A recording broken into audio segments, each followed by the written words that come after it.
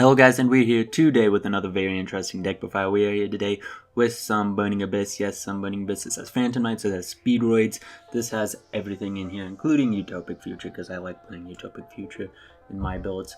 So without any haste, let's just go right into the deck profile. One Barbar, because I mean it's burn damage. And he's just another name, pretty much. Sometimes I don't like using him because he does banish some key cards, but other times it's like, hey, I get to inflict another 900 and another 900. Oh, hey, my opponent's dead. Seer, of course, because he's at 2. Graph, because he's at 1. 2 Guide, because he's at 1. And then 2 Calcab, because he's really good at getting rid of back row. 3 Libic, because he special summons a monster, even though most of the time you won't have a monster in your hand to special summon. He still does it, so I feel playing him at 3. Worst case scenario, you just use him. Special. He makes the opening, if you open up with him and you open up pretty well, then it makes it even better, because if you have like 3 Burning Abyss monsters, you summon out 1, you normal summon him, and then you use him, and then he'll summon out that 3rd one, and as long as you get a mill, you can then summon out another one, like if you mill Seer or mill Graph. So he's definitely really good. I recommend putting him at 3. 2 Farfa, because he's Farfa, 1 Graph, like I said, and then 2 Skyrim and 1 Rubik. Really, this is all you need for Skyrim. I mean, the only real target in the deck is Tour Guide for Skyrim, like that you want to. After you get rid of Tour Guide, whether you mill her or whether you use her, it's like, oh, right, I get to search out what? Seer, Farfa, Rubik? And then of course Rubik, so that way we can make Virgil. And that is it for the Burning Abyss engine. We're also playing Speedroids in this deck. I honestly do not like Speedroids in this deck because this deck, you have to pay attention to both your draws and your mills. Drawing this can be really good. If you draw Terratop, that's a good draw.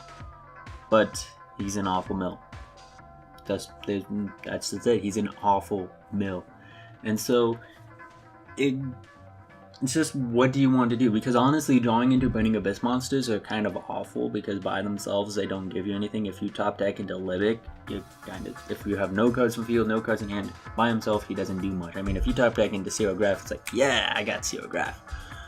But for the most part, top decking in these monsters, unless it's one of your floaters or Farfa or Skyrim and Rubik, because they have big butts and can take a hit, it's not going to do much. And I just named most of the Burning Abyss monsters. But then again, also the Phantom Knights, they don't do much by themselves, unless of course you have something in the graveyard that you can work off of. But this guy, he does. You top deck him, you can use him, you can search out this guy and summon this guy.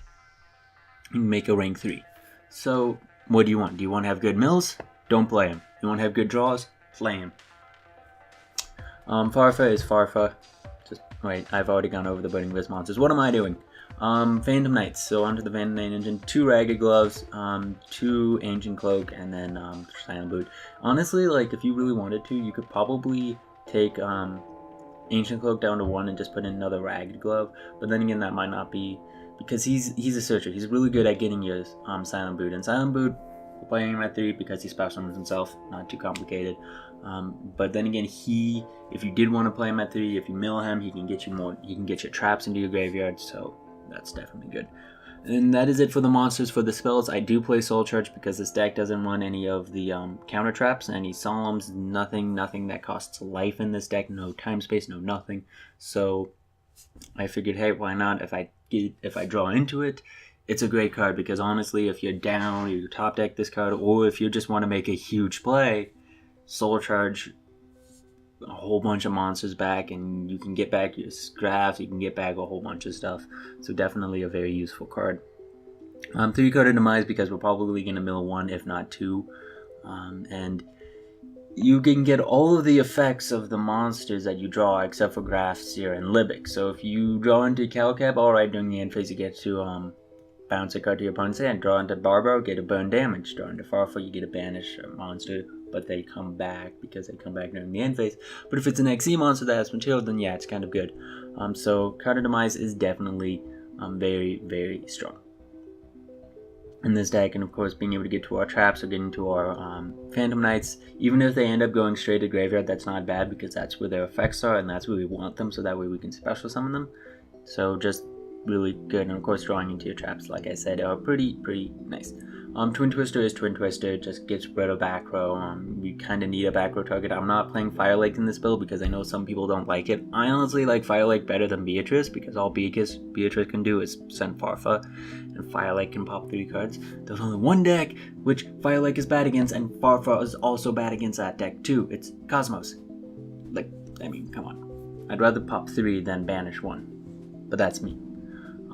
Dark Law is Dark Law. I mean, honestly, this card should be at 2 in this deck, but because I'm probably gonna mill it. Like, if you play at 1, expect to mill it. But if you do draw into it, if you do have it, it's really nice because if you're going second and you have it in your hand, and your opponent has back row, and you normal summon Libic, you special summon out Seer, and they activate something. You can just, as long as it's like not a counter trap, you can chain this card and be like, all right, I get Dark Law or whatever. Of course, that will blow up the monster you're summoning out, but nonetheless, having this guy is really nice. Being able to just summon out Dark Light poops on Monarchs, because if you chain this card to Pandeity, they just used 1 card to discard 1 card to draw 2 cards, and then you banish 1, so they just went on -1, and then they don't get their search, so they don't even get a chance to get their to go equal. So definitely very useful. And of course, banishing cards like if they use Monarch from 4th, or if they use Idea to summon out their Monarch to get rid of him, those guys get banished, so they don't get Eodos to special summon out. It'll help like late game. Like later game, it'll be like, oh, they ran out of ideas a lot sooner than they should have, or they banished Idea instead of sending him to graveyard. He doesn't get Pandeity back, so it slows them down and gives you the advantage, especially against Monarchs. And against all the other decks this format, of course, against Burning Abyss, it just poops on Burning Abyss. Like, if it becomes really hard for them to get rid of it. And then Traveler. Honestly, this guy, I love Traveler. He's just another soul charge. If you do it right, you can go from having a decent field to, all right, I'm winning this. I'm winning this turn.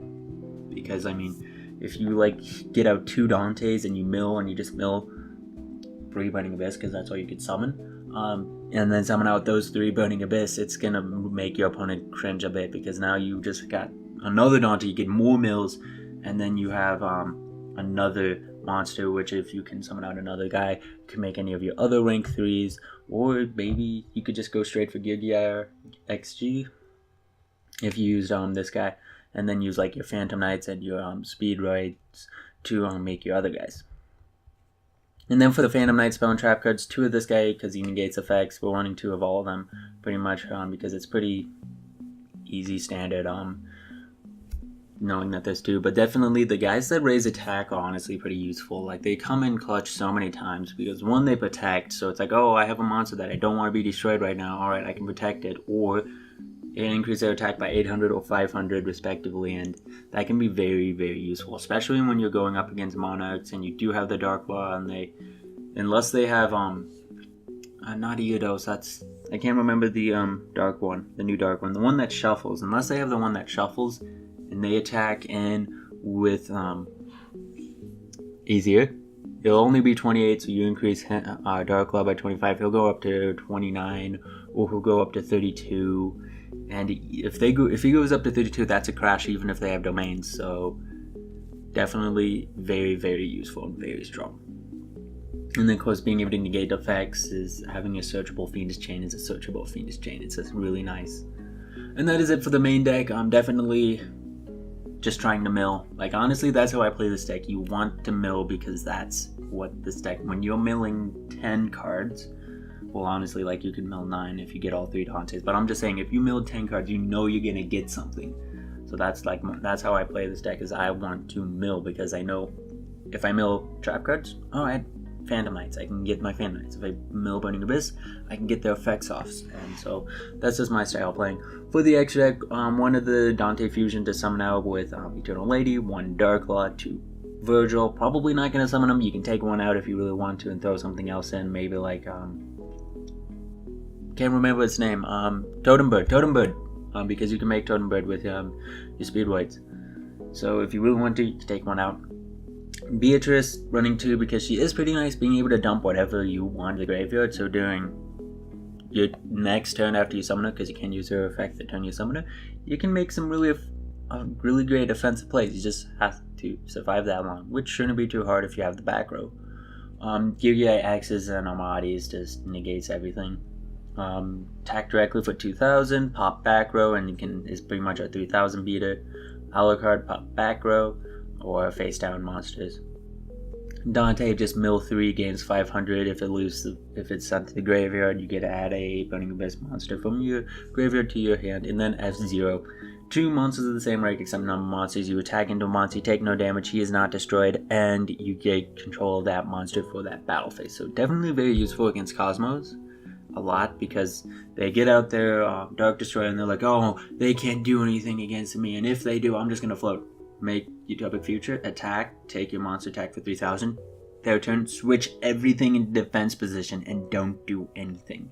Because they're out to him, it would be banishing him, which isn't hard because Cosmodo is a thing, but if you can protect him from being Cosmodo, then definitely a very strong play. And a very strong monster. So that is pretty much it for this deck profile. Burning Abyss, definitely a very strong deck. I wonder how well it's going to do at Nationals for the US here. And yeah, hope you guys enjoyed this deck profile. Don't forget to leave a like, comment, and subscribe. See you guys later. Bye.